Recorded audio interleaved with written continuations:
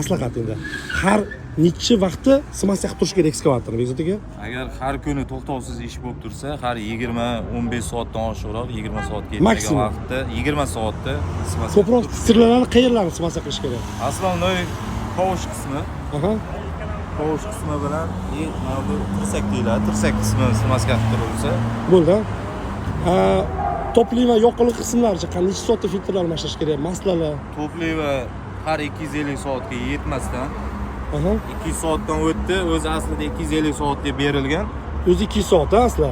250 soat deb berilgan, lekin 250 soatga yetmasdan almashtirib tursa, bu texnikani yaxshi ishlashiga sababchi bo'ladi. Mana shu original filtrlar zakazga olinadi. Filtrni originalni qo'yish kerak, lekin Originalni qo'yish kerak. Xitoy qo'ymaysanmi? Yo'q, o'zinikini qo'ysa yaxshiroq, texnikani yaxshi ishlashiga. Motor maslachi qanaqa? Necha ming soat almashtirasiz? Motor masla 250 soatda almashtiriladi. O'sha 250 soatga yetmasdan almashtirilganda motor filtr, toplivoy filtr hammasi bitta almashtirib chiqib ketiladi. Aha. Aka bu ekskavator necha yildan ishlatasiz o'zingiz? Buni где-то bir 7 yil yo 8 yildan beri o'zim bilaman. Biror joyi buzilmadimi? Yo'q, hali hamma narsa